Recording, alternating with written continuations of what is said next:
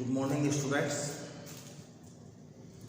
कल हम कबीर का पहला पद पढ़ चुके हैं। आशा है आपने आज आपके पास वो वीडियो आएगा।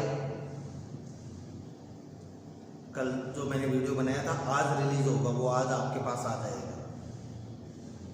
तो आपसे आशा है कि आप उस वीडियो का गहराई से उसको अध्ययन करेंगे, पढ़ेंगे, सुनेंगे। फिर भी आपको यदि उसमें कोई समस्या आती है तो आप निश्चित रूप से बेझिझक संपर्क कर सकते हैं। ये पक्की बात है, संपर्क वो बच्चे ही करेंगे जो पढ़ रहे होंगे, जिनका पढ़ाई में ध्यान होगा। जो पढ़ ही नहीं रहे, जो वीडियो देख ही नहीं रहे, ऐसे बच्चे टाइम पास करने के लिए, खुद का और मेरा समय खराब करने के लिए संपर्क नहीं करें। ठीक है, आज हम पढ़ेंगे दूसरा कबीर का। दूसरे पद में क्या बताया है? संतो देखो जग बोराना, सांच कहो तो मारन धावे, झूठे जगपतियाना। इसमें बाह्य आडंबरों का विरोध किया गया है। क्या बताया है?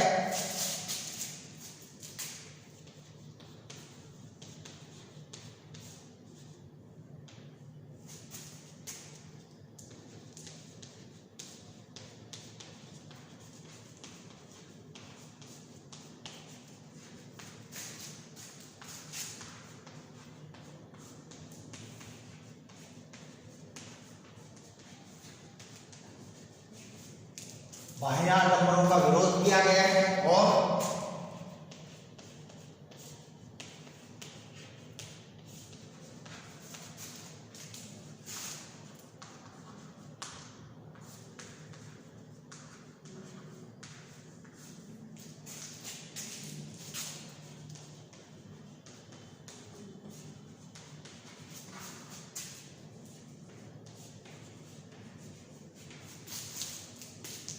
इसमें बाह्य आडंबरों का विरोध किया गया है और अंतरात्मा की आवाज सुनने का आग्रह किया गया है। हमें दिखावा नहीं करना चाहिए, बाहरी आडंबर नहीं अपनाने चाहिए और अपनी अंतरात्मा, अपने मन की आवाज सुननी चाहिए। ठीक है। संतो देखो देखत जग बोराना। हे संतो, हे सज्जनों, आप देखो ये जग, ये संसार बोराना, बोराना मतलब पगलाना, पागल होना। हे संतो देखो ये संसार पागल हो गया है, बोरा गया है। बोराना यानी पगलाना, पागल होना। सांच कहो तो मारन धावे, संसार का एक सिद्धांत बन गया है। यदि संसार के लोगों को वो सच्ची बात कहता है तो ये संसार मारन धावे, मारने दौड़ता है। सांच कहो तो यदि कोई सांच कहता है, सत्य कहता है, तो ये संसार मारन धावे, मारने के लिए दौड़ता है। झूठे जग पतियाना, और ये संसार झूठी बात पर, जग यानी संसार, पतियाना यानी विश्वास करता है। कोई सच्ची बात कहता है तो क्योंकि शास्त्रों में भी कहा है कि सत्य सदैव कटु होता है, कड़वा होता है। यदि कोई सत्य कहता है तो संसार के लोग मारने को दौड़ते हैं, मतलब मारते भी नहीं तो कम से कम उसकी आलोचना करते हैं, बुराई करते हैं, कमियां निकालते हैं। और झूठे जग पतियाना, और झूठी बात पर, झूठ बोलने वाले की बात पर, जग यानी संसार, पतियाना, पतियाना यानी विश्वास करना। झूठी बात पर, झूठे की बात पर संसार विश्वास करता है। सांच कहो तो मारन धावे, सत्य कहने पर तो ये संसार मारने दौड़ता है, लेकिन झूठे व्यक्ति की बात पर ये विश्वास कर लेता है। क्योंकि सत्य कटु होता है, कठोर होता है, इसलिए वो चुभता है। झूठ होता है जो अच्छा लगता है, उसको अपनाने में ज्यादा मेहनत नहीं करनी पड़ती, इसलिए लोग उस पर विश्वास कर लेते हैं।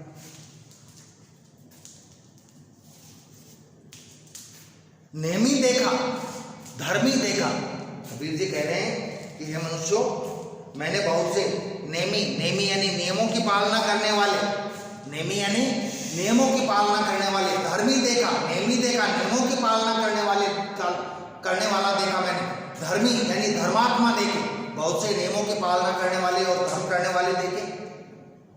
और कैसे लोग देखे? प्रातः करे स्नाना, जो प्रातःकाल सुबह जल्दी उठकर तो स्नान करते हैं, ऐसे लोग भी देखे। लेकिन ये लोग क्या करते हैं? नियमों को मानते हैं, धर्म करते हैं, प्रातः जल्दी उठकर स्नान करते हैं। आत्म मारी पखा नहीं पूजे, लेकिन ये अपने आत्म मारी, अपनी आत्मा को मारकर पखा नहीं पूजे, पत्थर पत्थरों की पूजा करते हैं। हिंदुओं पर व्यंग्य, हिंदुओं की मूर्ति पूजा पर व्यंग्य कर रहे हैं कबीर कि ये आत्म मारी, अपनी आत्मा को मारकर पखाने पूजे, पत्थरों को पूजते हैं। क्योंकि हम मंदिर में जाते हैं और मंदिर में जाकर काय की पूजा करते हैं? मूर्ति की, भगवान की मूर्ति की। और वो मूर्ति काय की बनी होती है? पत्थर की। आत्म मारी, पखाने पूजे, अपनी आत्मा को मारकर, अपने मन को मारकर पत्थरों को पूजते हैं। उनमें कछु नहीं ज्ञान, ऐसे लोगों में कुछ भी ज्ञान नहीं।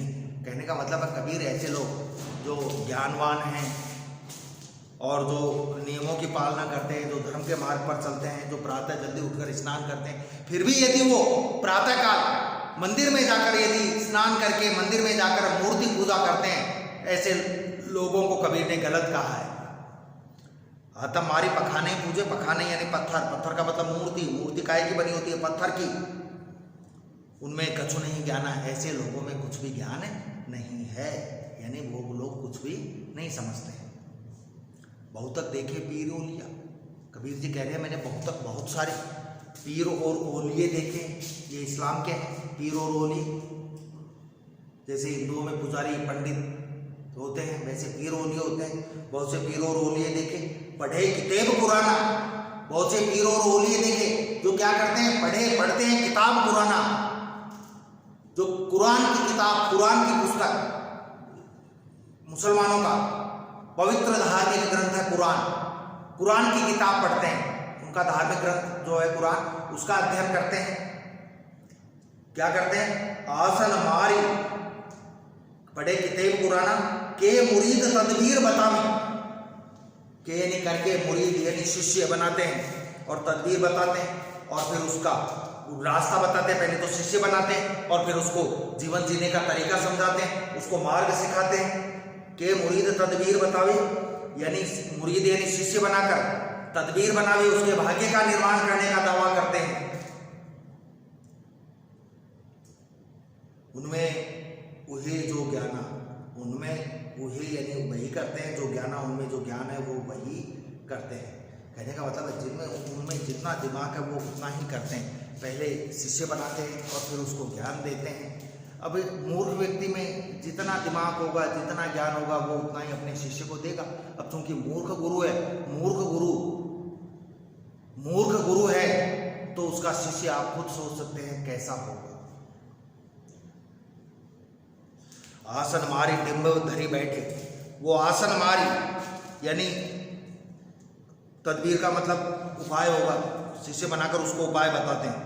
आसन मारी, आसन लगाकर, डिंब धरी बैठे, डिंब धरी यानी समाधि लगाकर बैठ जाते हैं। आसन लगाकर समाधि में समाधिस्थ हो जाते हैं, समाधि में बैठ जाते हैं। देखने वालों को ऐसा लगे कि साहब ये तो बहुत तगड़ा ज्ञानी है, कितना धर्मात्मा आदमी है, देखो समाधि लगाई हुई है, लेकिन वो दिखाने के लिए समाधि लगाते हैं। डिंब यानी समाधि, आसन मारी यानी आसन लगाकर। मन में बहुत गुमान, दिखावे के लिए वो समाधि में बैठते हैं, समाधि लगाते हैं, लेकिन उनके मन में बहुत गुमान होता है, घमंड होता है, गर्व होता है, अहंकार होता है। हिंदुओं को कहा जा रहा है पीपर पाथर पूजन लागे।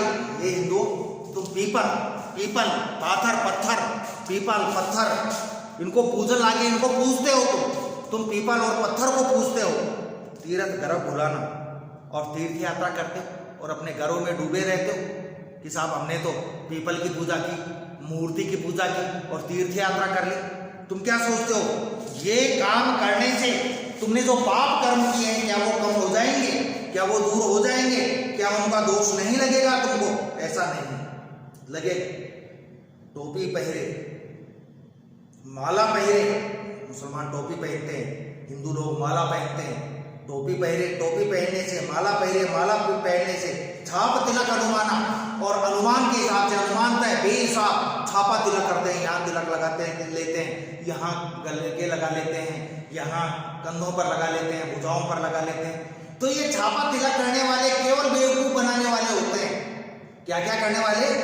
टोपी पहरे, टोपी पहनने वाले, माला पहनने वाले, टोपी पहरे, माला पहरे, छाप तिलक अनुमाना, ऐसे लोग केवल बेवकूफ बनाने वाले होते हैं। कहने का मतलब है कि अज्ञानी गुरु की शरण में जाने पर शिष्य भी अज्ञानी हो जाता है। इसलिए सदैव बच्चों ध्यान रखना चाहिए कि जिस पर हम जिसको मित्र बना रहे हैं जिसको गुरु बना रहे हैं उसमें गुण देखने चाहिए कि क्या वो हमारा गुरु बनने योग्य है, क्या वो हमारा मित्र बनने योग्य है।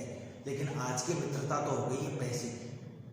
जिसके पास पैसा अच्छा है, जिसके पास गाड़ी अच्छी है, जिसके पास जो कपड़े बहुत अच्छे पहनता है, जिसके पास मोबाइल बढ़िया है, वो हम देखते हैं कि यार ये तो हमारा मित्र होना चाहिए। जबकि मित्रता के लिए हमेशा गुणों को देखना चाहिए। साखी शब्दाई गावत बोले आत्म खबर ही नहीं जाता। साखी गाते हैं, शब्द गाते हैं, साखी और शब्दों का उच्चारण करते हैं, साखी और शब्द गाते हैं। साखी साक्षी जो कबीर ने उपदेश दी, शब्द कीर्तन जो सिखों में होते हैं इनको करते हैं, धार्मिक कृत्य करते हैं। ये गाते तो है लेकिन भूल जाते हैं। मतलब आदमी जो गाए उसको अपनाए भी, जो पढ़े जिसको अपनाए भी। केवल गाने से बोलने से कोई मतलब नहीं है कि केवल कथनी ही करे, करने में अंतर हो। व्यक्ति की कथनी और करने में अंतर नहीं होना चाहिए। जो व्यक्ति कहे वो करना भी चाहिए। आत्म खबर ही नहीं जाना, ये अपनी आत्मा की अपने मन की खबर को नहीं जानते हैं उनके मन में क्या है दिखाने के लिए ये साखी और शब्द गाते हैं। लोग इनको अच्छा समझे, धर्मात्मा समझे, जबकि इनके आत्मा की खबर इनको खुद को ही नहीं है कि इनके मन में क्या चल रहा है। हिंदू कहे मोहि राम प्यारा। बच्चों, हिंदुओं के बारे में बताया जा रहा है। हिंदू कहते हैं कि मेरे को राम प्रिय है। हिंदू कहे मोहि राम प्यारा, तुर्क कहे रहीमाना। तुर्क यानी मुसलमान कहते हैं कि हमको रहीम प्रिय है। हिंदू तो कहते हैं हमको राम प्रिय है, हमारे आराध्य राम है। और तुर्क कहे, मुसलमान कहते हैं हमको रहीम प्रिय है, अल्लाह प्रिय है। जबकि ये समझते नहीं है, राम कह दो रहीम कह दो, नाम अलग अलग है, दोनों के मूल में एक ही तत्व है। और इन दोनों के लिए राम और रहीम के चक्कर में आपस में दो लड़ी हुई, आपस में दो यानी दोनों लड़ी लड़ कर मुझे मर जाते हैं, लड़ कर मर जाते हैं राम रहीम के चक्कर में। मरम ना काबू जाना, लेकिन इनके मरम को, इनके भेद को काबू यानी कोई भी ना जाना नहीं जानता है। लेकिन दोनों राम और रहीम के चक्कर में लड़ कर मर जाते हैं। लेकिन राम और रहीम का भेद है जो कोई भी नहीं जानता है। क्या भेद है? नाम अलग अलग है। राम कह दो, रहीम कह दो, मूल दोनों का एक ही है, ईश्वर है दोनों, अल्लाह के रूप है दोनों, नाम ही अलग अलग है। लेकिन इस भेद को कोई भी नहीं समझ पाता है। घर घर मंत्र देते फिरते हैं, ऐसे लोग घर घर मंत्र देते फिरते हैं, घर घर उपदेश देते हैं। महिमा के अभिमान, अपनी महिमा के अभिमान में, अपने प्रभु के अभिमान में, अल्लाह के में, राम के अभिमान में घर घर जाकर मंत्र फूंकते हैं कि राम की भक्ति करो, अल्लाह को मानो, ये करो वो करो। इस प्रकार के जो लोग होते हैं, गुरु के सहित शिष्य सब बूढ़े, गुरु के साथ साथ, गुरु तो डूबता ही डूबता है, उसके साथ जो लोग होते हैं, उसके शिष्य होते हैं, वो भी डूब जाते हैं। मतलब योग्य गुरु को योग्य शिष्य मिलते हैं, अयोग्य व्यक्ति को, अयोग्य गुरु को अयोग्य शिष्य मिलते हैं। गुरु के साथ साथ शिष्य भी सब डूबते हैं। इसलिए शिष्यों को चाहिए कि जब वो गुरु बनाए तो अच्छे योग्य व्यक्ति को ही गुरु बनाए। अंतकाल अच्छी तानी, और अंत काल में, अंतिम समय में पछताना पड़ता है कि यार हमने ये गलत काम क्यों किए, हमने लोगों को क्यों ठगा, हमने लोगों के साथ धोखाधड़ी क्यों की, छल कपट क्यों किया अंतिम समय में। लेकिन अंतिम समय में जब वो पछताते हैं, उसके बाद उनके पास समय नहीं बचता। कहे कबीर सुनो हो संतो, कबीर जी कह रहे हैं कि हे संतो सज्जनों, हे सज्जनों, हे संतो सुनो, ये शब्द भ्रम भुलाना, ये सारा जो भ्रम है, भ्रम इसको भुला दो। यानी ईश्वर का जो भ्रम है, अल्लाह का जो भ्रम है, गुरु नानक देव का जो भ्रम है, जो महावीर स्वामी का भ्रम है, जो गौतम बुद्ध का भ्रम है, जो ईसा मसीह का भ्रम है, ये सारे के सारे भ्रम भुला दो। ये मान लो नाम ही अलग अलग है, सब एक है, सबके मूल में एक ही तत्व है। केतिक कहा नहीं माने, कबीर जी दुखी होकर कह रहे हैं कि ये लोगों, मैं केतिक कहा, कितना कहूं मैं, केतिक कहूं मैं, कितना कहां तक कहूं मैं, कहा नहीं माने। लोग मेरा कहना ही नहीं मानते, लोग मेरी बात ही नहीं मानते, मैं भी कहां तक कहूं। दुखी होकर कह रहे कि मैं कितना कहूं। हम भी कहते थे ना कि यार तुमको कितना समझाए, तुम समझते ही नहीं हो, दिमाग नहीं है क्या। वैसे दुखी होकर कबीर कह रहे केतिक कहो, मैं आपको कितना कहूं, कहा नहीं माने, लोग मेरा कहना ही नहीं मानते।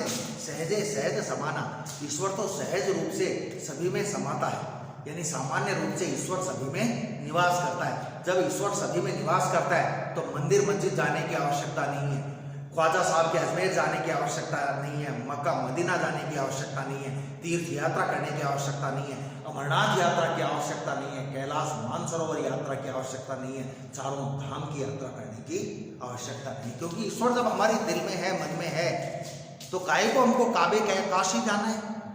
ठीक है बच्चों, आपके ये चैप्टर हो गया, कल हम आगे अध्ययन करेंगे। धन्यवाद।